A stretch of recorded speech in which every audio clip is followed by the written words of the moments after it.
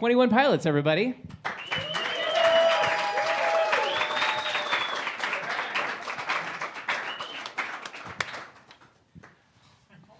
Awesome. Wow. Dude. The wheels? So they've done this enough times already. We were kind of warm up last year, just a smattering of these, but now you've done plenty of these. Yeah. What's going on? Still don't really know what we're doing, I don't think. All right. Well, work your way through it. That's all right. So at first, I just want to, a couple things. One, congratulations since last year, both of you guys. Like big life moments between last November and now. So just congratulations on both of those things. And I think it's pretty cool over the last several years, kind of seeing you guys grow into like the people that you are right now. And yeah, it's pretty neat for me as well as everyone else here too. And I want to acknowledge that as well, just how cool this is right now here, that this extra little thing that 21 Pilots is doing for you guys, that they've had for fans all around the country. And just welcome to what we have going on. Thanks, guys. Thanks for having us, guys. Appreciate it. So since I haven't said it yet, and I know we're filming all this, hey, what's up? I'm Steve with Channel 93.3. We're kicking off the 21 Pilots press conference here for 2019 here in October for their show before the Pepsi Center. All of our folks in here have won their way in one way or another here for their chance to ask 21 Pilots a question. And so we're going to get to it just like that. You guys also have your numbers, your sheets there that have a number on it. And I believe number one is right up front, if I believe. Am I wrong? Okay, I believe number one is in the second row. Yeah. And Andrea's going to come around with the microphone so you can be heard a little bit. So if you could scooch as she makes her way in, feel free to grab the microphone, stand up if you feel like it. All right, or not. So I teach middle school, I teach 7th and 8th grade, so I was wondering if you could tell me your favorite memories from middle school so I can bring them back to my students. 7th grade. And 8th grade. Man, I think maybe one of my favorite things about 7th and 8th grade was the moment where you didn't know if you needed like recess or gym class anymore. You kind of slowly started growing out of it, but secretly you needed to go run around. And so there were a lot of things I remember. Did you have recess in like 7th, 8th grade middle school? Do you remember? Yeah, I think it probably ended after 8th grade. Yeah. But yeah. That was the best. Yeah, there was a few classic moments. I think one of my friends kicked a ball as hard as he could across the gymnasium we were in, and it hit a girl in the head. I don't know why that's the first thing I think of when I think of all of 7th grade, but that was a big moment. That's definitely something for her to take back to her students too. Yeah, take that back. Yeah. I forgot we were supposed to be giving advice. That's Do you have probably any that's the advice? best advice. Jeez. I kind of blocked that time out of my life, except for recess. That was about it. I don't even know if we have anything in common with them anymore. Do you guys even have books? I try to force them to. Yeah, but isn't it all on like iPads now? We have computers. We definitely still have books, and I try to force them to use books as much as possible. They like don't know how to open it or anything. Yeah. What is this thing? So yeah. Get a backpack that has a strap on it if you Across do the front? have books. If you have back problems, it helps. Yeah, I think that might have messed me up when I was in middle school. My back kills now. Well, they only have an iPad in their back. Yeah. Now, so Now it's fine. you're fine. Their backs are fine now. Yeah. That's it. That's it. It's good. All their answers are physical in nature. You can pass that on. Everyone can do that. Yeah. Question number 2, where you at? My name's Jeremy. I was just wondering what. Hi, my name's Jeremy. Just wondering, what do you feel was the best advice you received in your pursuit of your careers, and what's the best advice you'd pass on to a young person that wants to be an artist? That's a good question.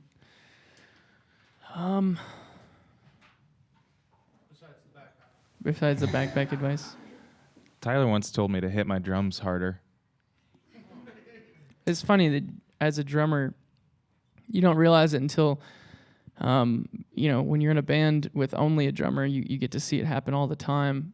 But the drums are something that, whether it's a small coffee shop or maybe a small club, small bar, the drums are so loud because it's when you're playing these small rooms, it's hard to find a sound system that can overpower the acoustic, drums that are coming off of his kit.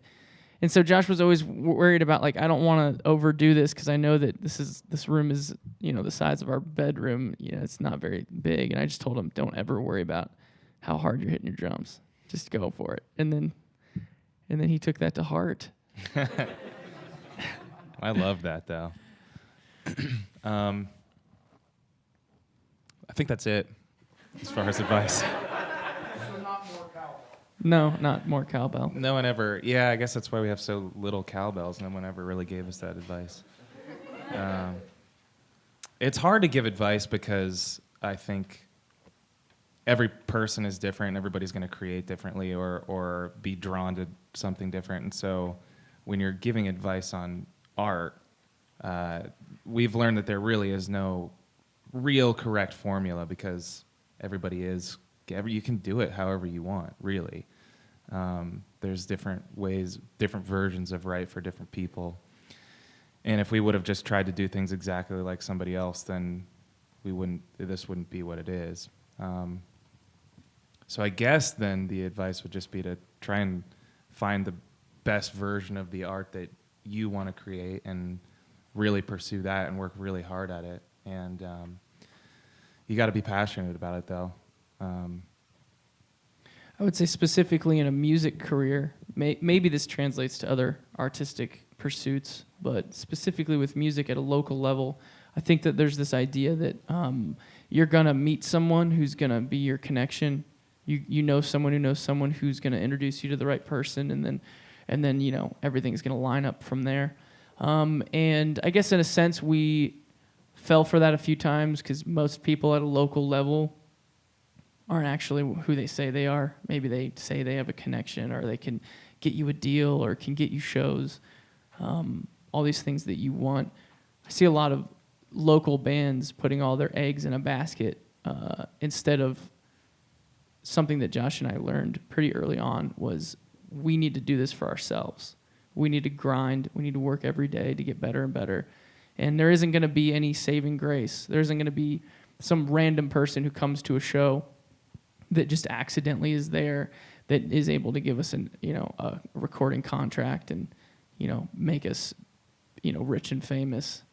And there's always that intrigue as a local band, like maybe that'll be how it happens.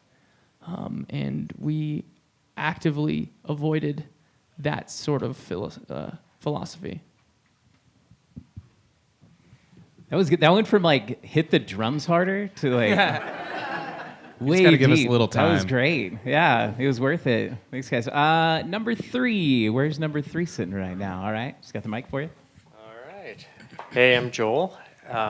I was hoping that you guys could explain some of the imagery in the video for House of Gold. It's such a happy, upbeat song, and then there you guys are kind of torn in half. I have a theory about it, but I'd love to hear what's behind it.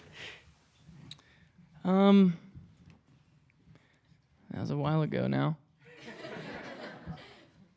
I think that really what the song was saying, it was this very, the song itself is upbeat, the tempo is quick, the chords are all mostly major, so it feels happy for some reason.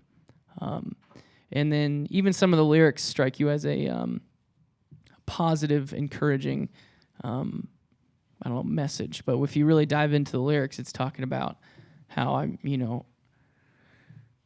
our parents are gonna die, and how do we cope with the reality that that's coming and you can't do anything about that? And how are you going to, help them through the process? How are you gonna cope with it? And so you looked at a song like House of Gold that is so, cute on the outside, but when you peel back the layers, it is kind of morbid. It made sense to go with a treatment for a music video that kind of, toyed with that line. It's like cute. Josh is playing the drums on a tire but also like he doesn't have half of his body, so it's the best way we could do it. The fall at the end that Tyler had to do, he had to do it like 15 times, and I felt bad for you every time that you had to do that. That hurt.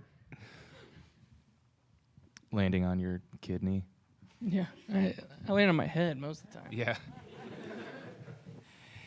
He's not sure where the kidneys are. So. Somewhere in the head, right? 3, let's find 4. All right, perfect, easy. Hi, I'm Allie. Hi. My question is, what is your biggest inspiration for each album and why? Biggest inspiration for each album and why? Is there anything else you want to know?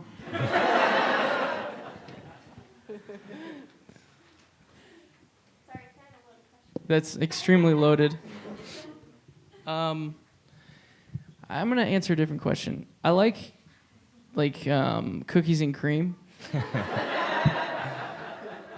Like a waffle cone. Dude, I ate ice cream last night at one of the outdoor. Our friend on the crew was like, "You should come get ice cream," and I was like, "Well, it's getting pretty cold, but we could sit inside and enjoy a nice cone." And there was no inside. Oh. So we were standing outside eating I don't know what the place is called. Was it but- Little Man with Yeah, the big? yeah. But I did have like a salted Oreo flavor that was nice. So Yeah. great question.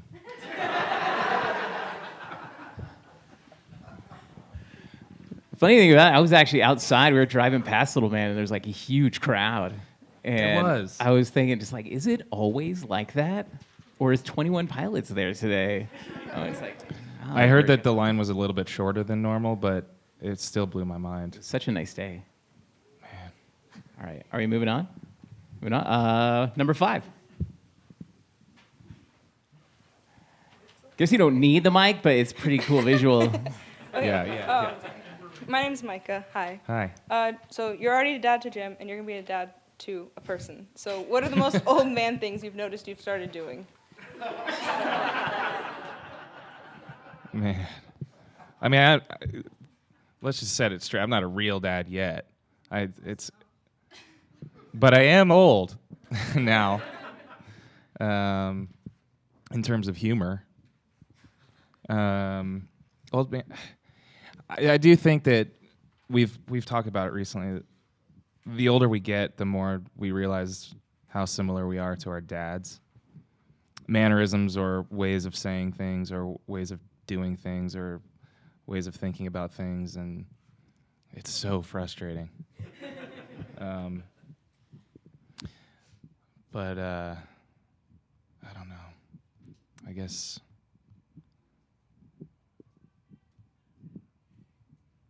sometimes I wake up a little bit earlier To pee. than I used to. Yeah. Me too, man. I put water by my bedside. I don't know if that's like an old man thing to do, but Most of my life, I've felt like warm milk has been a disgusting idea. And every day that goes by, I'm like, you know what? I feel like that's something that old people would think is a good idea. It's old, warm milk. That's it. This is good. We're getting real deep on the Yeah. dairy stuff. Is that 6? 6 in the house. All right. It might take her a second to get there if you need it. All right. we got audio. Oh, We yeah. got- Okay. got Apparently we levels need to it. Sorry. maintain. I'm going to make you do it every Hi, time. I'm Emily. I have a really serious question for you guys. If you could have one superpower, what would it be? It's pretty serious. I think mine would probably never get full.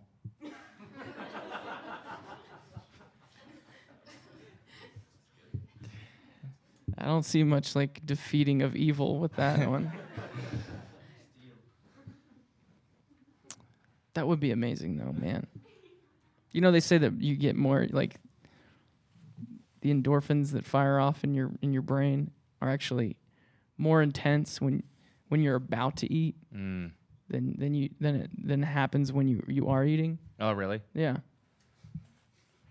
I don't know what that means exactly. I just thought I'd throw that out there for you. Do I need to change it? I wonder then. Maybe See, maybe my power is that I'm just always about to eat, but I never do. You're the always endorphin- you're always riding on a high. That, Yeah, like, yeah. You're about to just dive into some nachos or something. Yeah. I kind of feel like I would, a yin to your yang, just always be full, not have to worry about what I'm gonna eat next. That or flight. Similar. I guess that's already close to true. Not the flight part, but I do eat more than you. I don't For know. sure. I don't think that's true. I get full way later. You eat more food when it's time to eat, but you'll skip meals. Oh, you eat more frequent. Well, I know I eat normal. You you'll go like 40 hours without eating. You're like, I'm not really hungry. And it'll bother me. So anyway, good Invisibility. Yeah, that'd be cool. There's no way you guys haven't thought about this before. Everyone else has thought about this before, what superpower they've had. So I think you both were honest at some point because everyone wants to fly or be invisible. And the people that want to be invisible are kind of weird because they just want to do it for weird things. And so flight, invisible. We know it now. Yeah. You could do weird things with flight too, probably. Where are we at? Number 7. Right up here. Hi, I'm Sarah. I would like to know the significance behind Ned and or how Ned came to be. Well, which one and or? Both and or? Yeah, Ned. I've always felt like it's been an effective tool for me to create some sort of persona for the things that I'm trying to figure out. Whether it's an insecurity or something I'm struggling with, or maybe in this case, Ned kind of representing the flow of just being creative. It's a very tough thing to capture and wrap your mind around. There's certain creative processes that I try to go through, and I think that I have it down as far as like I need to do this, and then I'll be inspired, and then I'll be able to create this, and then we'll be able to deliver this. And it never is the same every time, which is kind of frustrating. I do feel like a lot of musicians and artists talk about how they love music no matter what. It's almost like they feel obligated to say that because they do that for every day. Like, oh, my love of music hasn't faded. I don't know. I would challenge that. Sometimes creating music and writing songs is something I don't like. I'm frustrated by it. Maybe I can't solve that puzzle of an idea, and when I haven't solved it yet, it plagues me and it frustrates me. But also, that's the very emotion that keeps me going after it. And then when it lands and it does get figured out and it comes around full circle, your appreciation and your love for what it is that you've just created is so much greater because you've kind of toiled with it. You've pushed and you pulled it, and you've struggled with it and you've wrestled it. I don't know, and it kind of it just started to remind me of a character or a creature that I couldn't quite understand or wrap my mind around, but was constantly trying to please, was constantly trying to wrangle and tame. And so all of those things going into what it takes to create something is kind of my internal battle that is manifested in the form of this little character. Awesome. Was that 7 or 8? 7? So where is 8? All right up front.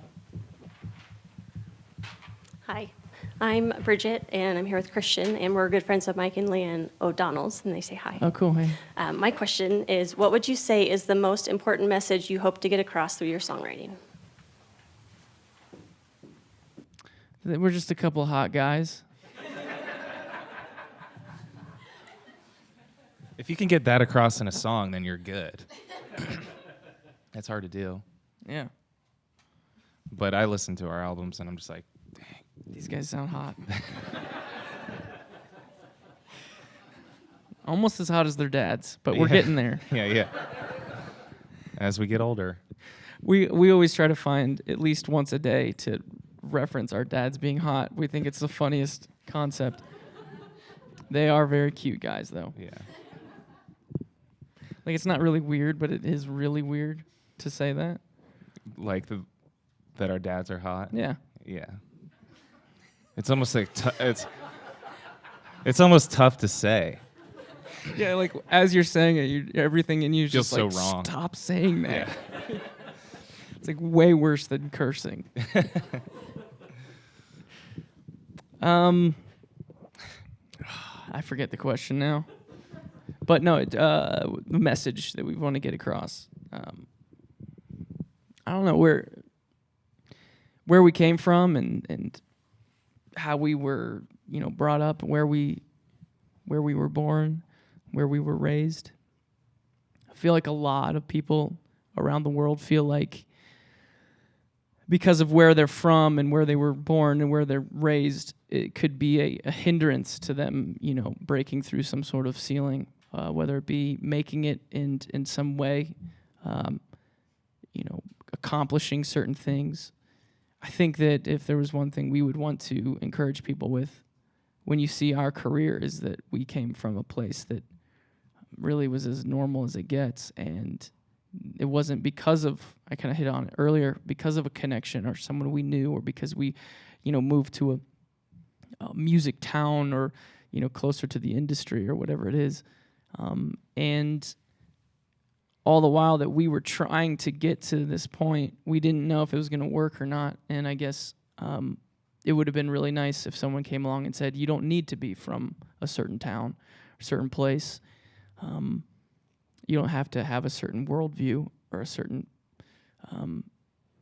history to be something, to succeed at something. And that's, I think, ultimately what our story, one of the things I'm most proud of is being able to encourage people with that.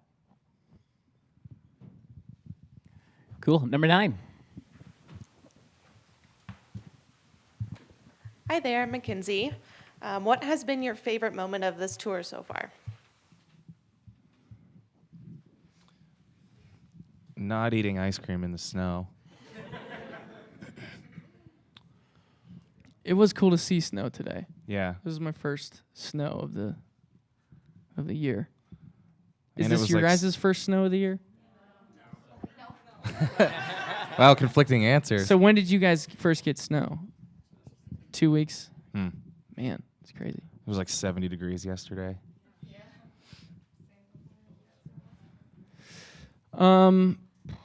Josh and I were gifted pogo sticks a couple days ago. That was insane. Man. Won't forget that. Yeah. I mean, the show has been great. It's still something that I think that we don't take for granted.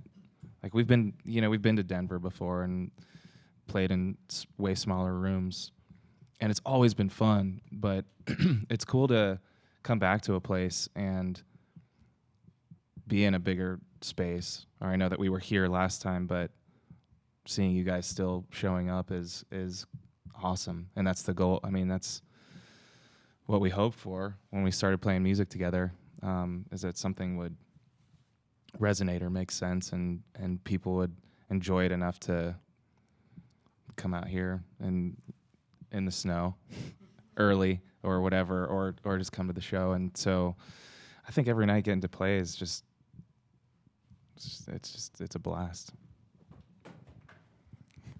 So Pogo Sticks in the next video.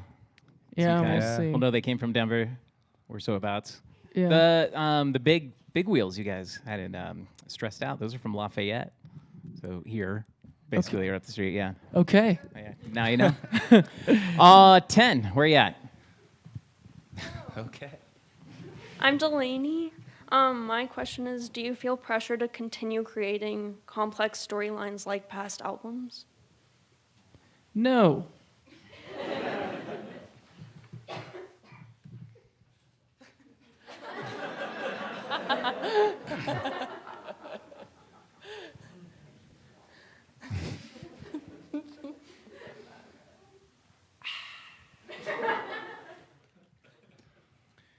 Next. All right. 11, where you at? Hi, I'm Chris. How long were you guys a band before you were known worldwide? We started playing in 2011. Is that right? Yes. And we were friends in 2010. And then we stopped being friends and started playing music together. Started being business partners. There was a moment when we got a kick out of talking about our business because there was no business at the time. But, you know, when having interactions and conversations with adults, you know, they would ask you, what are you doing now? You feel like you always have to tell them your plan. And, well, I'm working on this and I'm going to be this. And so we always talked about how we should carry a briefcase around and talk about our business. We would say, like, people ask, well, what do you do? Like, well, we're businessmen. Well, what are you in the business of? Like, well, we're an unsigned local band. It's never made any money, but we've got a great plan. Yeah. So we still should get those briefcases, though. Yeah, I think I've still never had a briefcase. Yeah. Briefcases are just kind of creepy now, I think. I only imagine that there's like bricks of gold in there. And it should be handcuffed to your wrist. Yeah. I don't know What else about. do you have in there? We got iPads now. You don't need a briefcase. Yeah. See, when we were in school, we all carried briefcases around.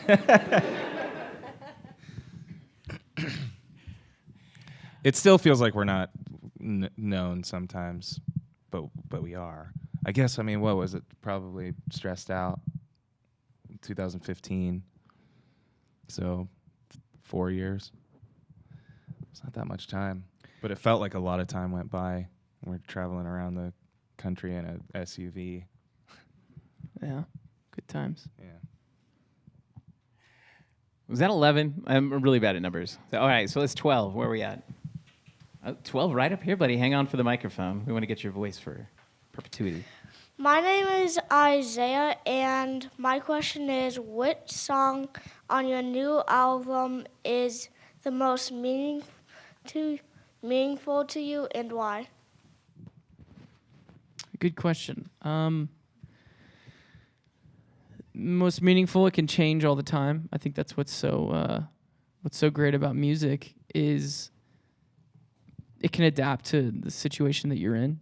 I think that's why we all can communicate through music. It has the ability to ebb and flow and kind of adapt to where you are and meet you where you are and mean something to you where you are. And it's the same for us even with our own songs. So I guess right now, Jumpsuit's one that still means a lot to me lyrically. The content definitely brings me back to a place. You know, we start the show with that song, and it's a great song, not just energy-wise and musically and technically, but also just lyrically. It's a good way to start a show to make sure you're in the right headspace to be up there singing about what you're singing about. So I definitely use that song every night. Awesome. That was a great question. Lucky 13. Where you at? Hi, Hi, I'm Amanda. So my question is, throughout the music videos for Trench, there seems to be a lot of specific colors used. Do these colors, like the red, the yellow, and the black, hold significant symbolic meanings to either of you personally, and is that why they're used often? I mean, we've always felt like visuals tied to the music was going to be important. You know, I say we were playing music in 2011. We also had met one of our good friends now. His name's Mark, who still travels with us. He does all of our videos and was designing for us from the beginning. You know, even when we were a band without a budget, without the ability to hire, you know, art directors or graphic designers, we felt that it was important to try to create a visual that went alongside of what we were doing musically. And that, along with I don't know, I love telling stories, and it felt like a good way to marry those two things was to make sure that the narrative and the story behind the music also gelled well with the visual and the way that we were kind of branding the idea. And so I guess when you get all the way down to the core of why is Trench yellow and why is Blurry Face red, and you know, go down the line, it's really hard to explain exactly why that is, just because for me those colors always were that. You know, that's what hit me when the character of Blurry Face was developing and I was coping with things. It was always the color red, and that's something that it's really tough to explain. And then the idea of yellow and the fact that we would use yellow in this world to communicate to each other and to signal to each other a sense of like-mindedness and safety.